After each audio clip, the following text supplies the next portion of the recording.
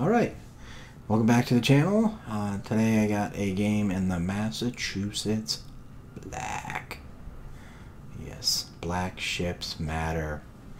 Got this ship yesterday in a premium crate that I purchased. And it's one of... it was the only ship of the Black series that I didn't actually have a standard version of. I already had the Otago, Tirpitz, and Asashio. I never went and got the Mass because I already had an Alabama and I already had an NC, and to be honest, if I want to play a secondary ship, I would just play a Bismarck or a Tirpitz. So anyways, divisioned up with Swamp Fox and Drew Har, a couple of the guys in my clan. And we decided to head to the ACAP. There's only 2 DDs in this game. So Drew Har and the kid is going to take the lead and push the ACAP for us. We pointed that out to the rest of the team. That's my 4th game, I believe. I got a 33% win rate, and I'm averaging over 80k damage. So good damage, good performance of the boat. Sadly, teams haven't really worked out in my favor so far. Nor has matchmaking. In this game, you'll notice we are high tier. This is the only game that I've actually been high tier in this boat. So again, it is what it is. I did fairly well in the games that we lost, and okay in the one game that we won, being out tiered. So can't complain.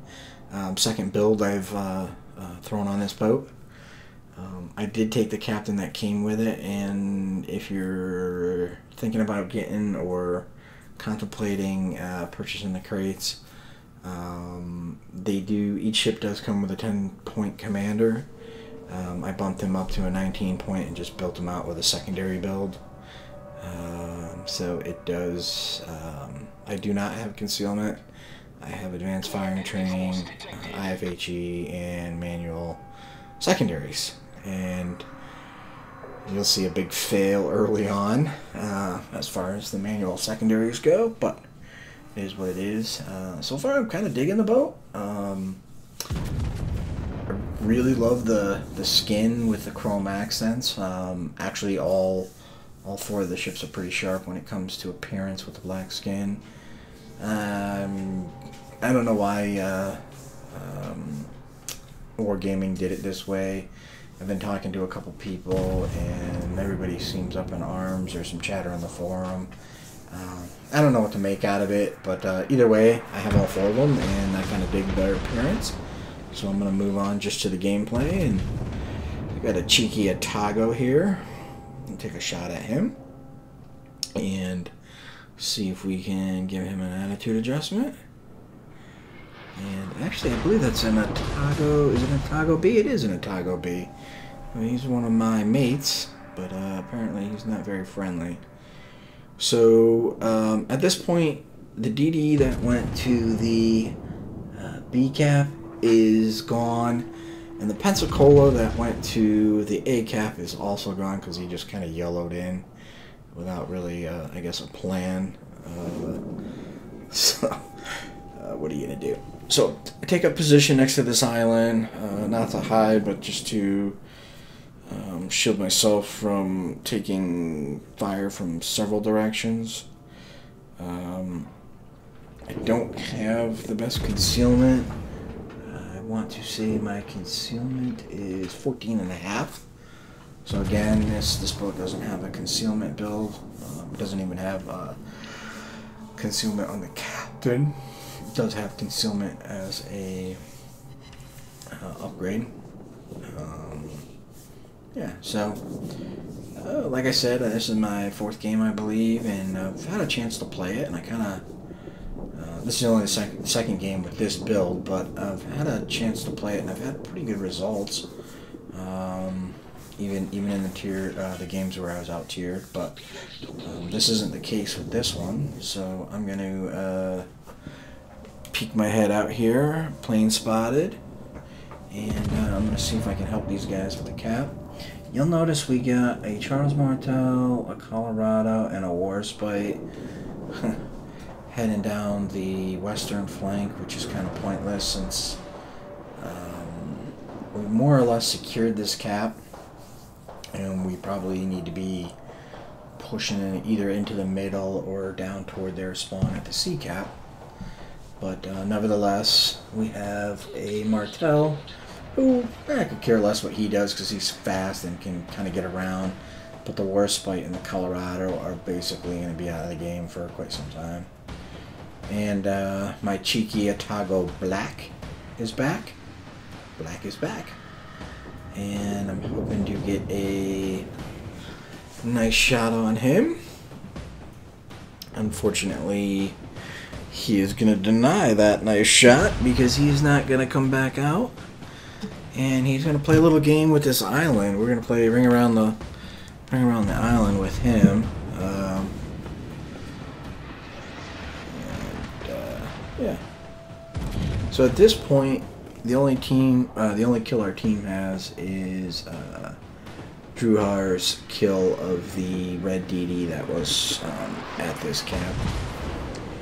He did a nice job, nice torp spread, and the enemy DD went right into him. So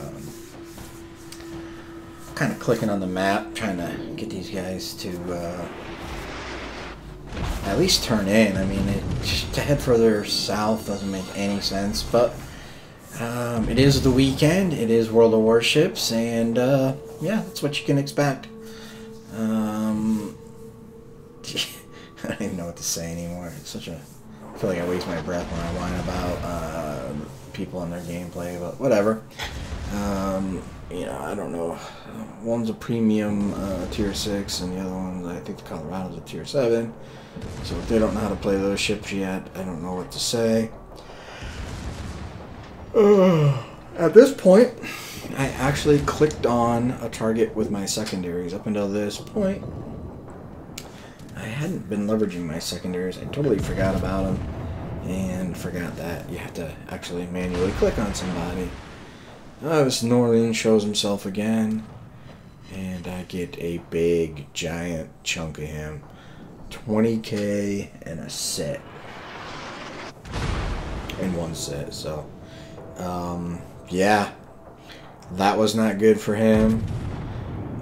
Slung the rear turrets around and got a salvo off on him also. Of course, he sent some... Ooh, and we get another Citadel for 13k. And at this point, we're just trying to finish him off, get him out of the fight. I believe in finishing ships off, and I hate letting ships get away. Kind of focusing on this Atago again. You'll notice he's backed up the entire length of that island, and again, I'm hoping he's gonna peek out. He takes a cheeky shot at our Charles Martel, who, unlike the Colorado and the Warspite, is actually heading this way. Colorado did manage to pick off an enemy ship, so at this point we're down one. We're actually even. Each team has 2 caps. Each team is... Oops, we were down both 4 ships, but now we're down 5 ships. And the points are in the red team's favor by a little bit, and we lose another ship just like that. The whole B flank is... I'm sorry, the D flank, I keep calling it B, is just folding like a lawn chair. Enemy Gneisenau pops up in front of us. We put our secondaries on him. And our Cleveland manages to secure that kill. So we're still down on a ship and down some points, but it's a pretty close game. Our Katie's going after the Atago, and the Cleveland manages to finish the Atago off. So that worked out pretty well.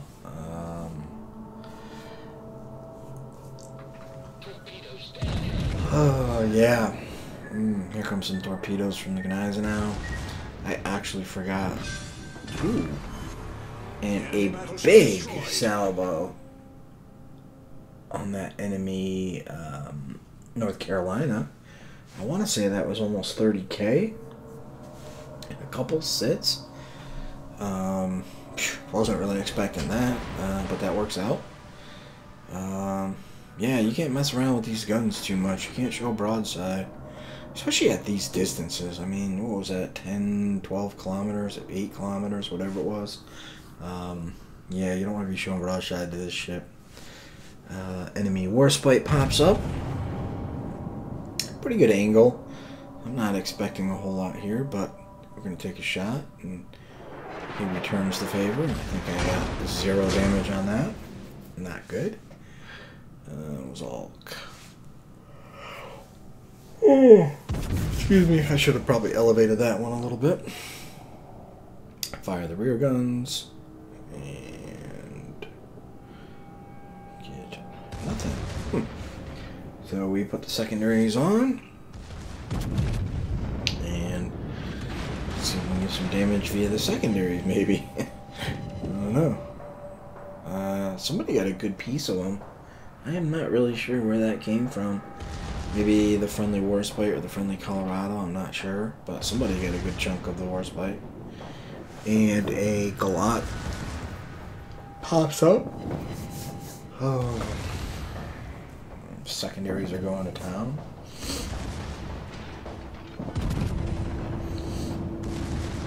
Let the secondaries do some work. The friendly DD is going after the enemy DD, and things are pretty close now. We are actually taking the C-cap back, and have a nice point lead now. A couple ship advantage, and I just got another kill with my secondaries on that warspite. And our kid is duking it out with a Galant, and he dispatches with him. I get a nice salvo on that warspite. Haven't seen the buffalo. I know there's a buffalo and the warspite, and there's one other ship left. Oh, buffalo's like full health over there. And leave the secondaries on the warspite. Ooh. So, oh, it's a Massachusetts, a low health Massachusetts. I managed to get Confederate with my secondary fire. Kind of nice. Secondary's doing some work. And our Cleveland takes care of the Massachusetts, finishes him off. So now it's this Baltimore and this warspite against well, actually my division mate in the Cleveland went down, but fair trade, finish off Massachusetts. And Cleveland already had 3 kills, so hats off to him. He did a great job. Surely our division has pulled its weight in this game. I got my secondaries focused on the Baltimore. My division mate smokes up and torps the warspite, which is right on the other side of that island.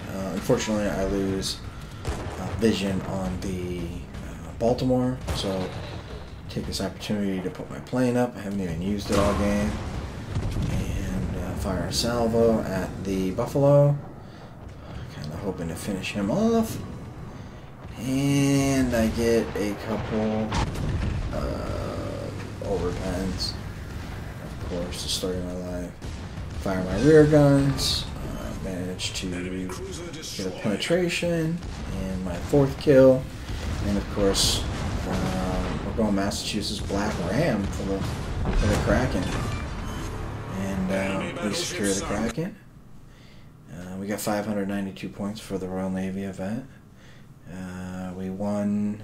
We destroyed 5 ships.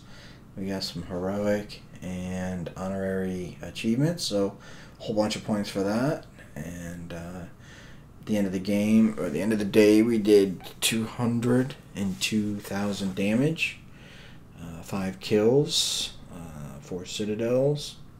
Not too bad. High caliber, Confederate, close quarter, and Kraken. Team-wise, we're at the top of the leaderboard with 5 kills and 2198. You'll notice my division mate is in 2nd and in 4th. Between the 3 of us, we account for 10 of the 12 kills. Absolutely insane. Big carry, great game by everybody in the division. Everybody played their hearts out and kind of kicked ass and took names. So 43,000, well actually 27,000 in secondary damage and a little bit in fire, 40k in rams, and 131 in AP. So a pretty good game. Hope you enjoyed it. Really dig in the Massachusetts black, and I hope everybody had a great holiday. Thanks for watching.